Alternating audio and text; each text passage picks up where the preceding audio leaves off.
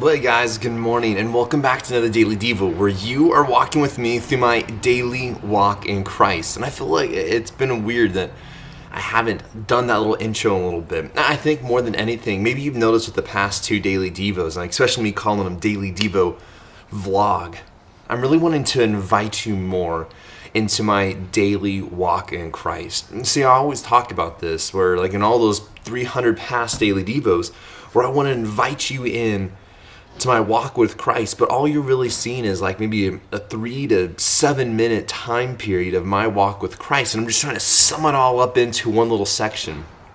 What I'd really like to do is just to let you walk with me through my entire day, letting you just see how the messages of God are forming in my mind, how it's being portrayed out inside my life.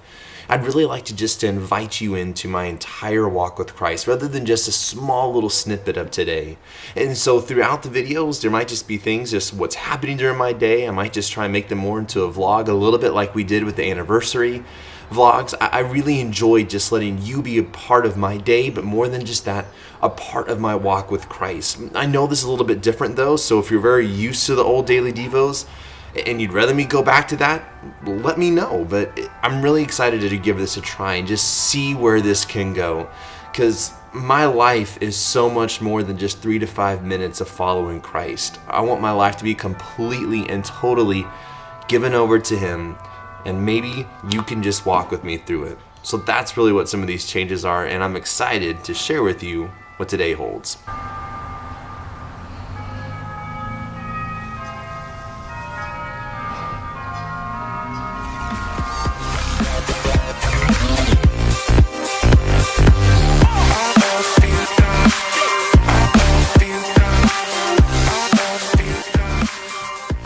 I was reading in Luke 19 this morning, and verse 7 really hit home.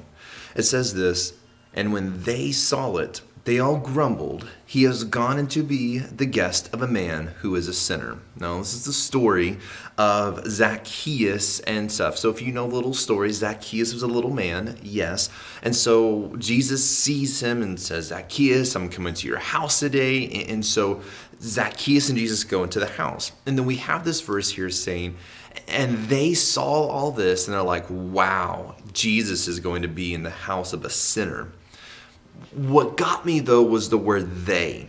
See, in this entire passage, it doesn't say who the they were, but I think all of us can immediately recognize who the they were. I mean, it was just the hateful religious leaders, and it was the Jesus-hating Jews at the time, the people who were against Christ.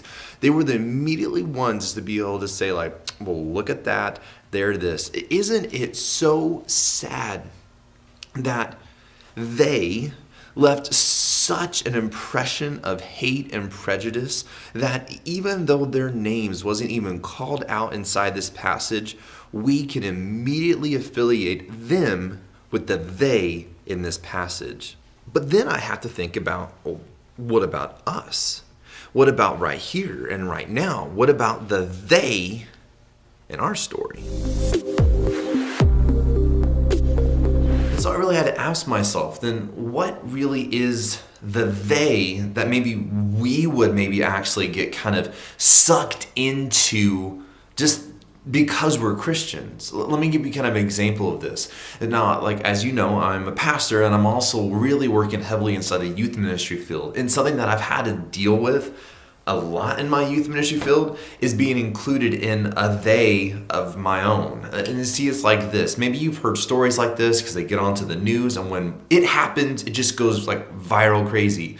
It'd say like this, say when a youth pastor does something with a youth kid that they shouldn't have been doing, it just goes crazy viral. Everyone hears about it, and they suddenly get this idea of saying, well, that's just what youth pastors do. You can't trust youth pastors. They're going to abuse the kids. They're going to do stuff with the kids. That's just what youth ministers do. And unfortunately, if you're in youth ministry, you're trying to be faithful, you're trying to do what's right, so often you can get sucked into the they because of that. And so I really had to think, like, what could be the they that maybe us as Christians get sucked into? Maybe we get into the stigma that, well, all Christians just hate gay and lesbian people, or maybe all Christians just like push aside people who aren't like them. They have some Christians are racist, so all Christians are racist. You get the idea.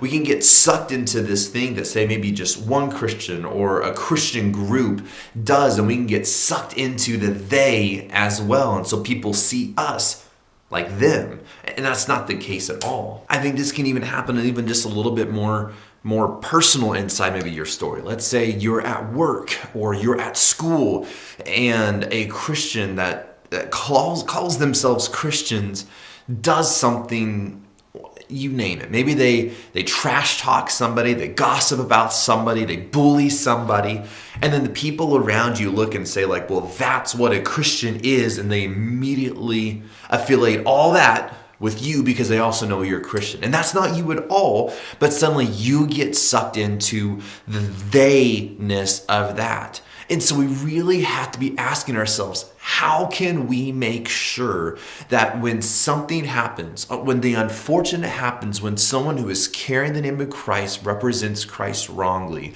maybe it's an individual, whether it's a group of individuals, how can we make sure that we are separated from that? How can they make sure, let's say this, at school and at work, if something like that happens, the people around us know not to include us in that group, the they, because they know us and they know we're different. How can we make sure that everybody else knows that we're different from that?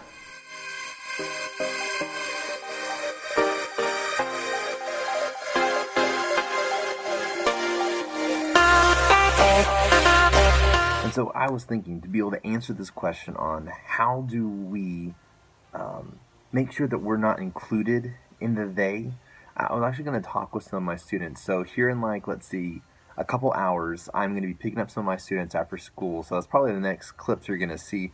And I'm just going to ask them some questions. At the end, I'll kind of talk about and wrap it up about how can we make sure that we're not part of the they, at least my viewpoint on it, but let's see what some of my students have to say to this. Well, I was going to say be nice to everyone and just, be really positive and, just show God's love to everyone. I would say to show God's love to other people the way that, He shows love to you. Don't discriminate people just because of what they do in school or who they are. Show everyone equal love like what God asks you to do. So I think the ladies had a decent idea and a decent way of being able to explain it. I think it all just sums up is, let's make sure that we are living differently now and not just trying to have to quickly pick up the pieces of our Christian life and live like we're supposed to later on after something happens. I think that's going to be one of the best ways that we can make sure that we're not part of the they here that's being talked about. Let's just make sure that we are treating people the way we should, that we are loving people the way we should, that we are living differently now, so that if something ever does happen, the people know us from our history rather than looking at our present afterwards, trying to pick up the pieces and somehow live the way we're supposed to afterwards to make sure people know, well, I'm not part of that group. Let's make sure that the life that we've lived in the past that we are presenting is different enough that if something ever happens, that's our proof that we're not part of the they. I hope that was clear here a little bit today. I know it was really just hitting home today as I was processing this and everything. So I'm going to go ahead and close stuff off. I want you guys to know I love you, but Jesus does love you more. Thanks for watching, and see you.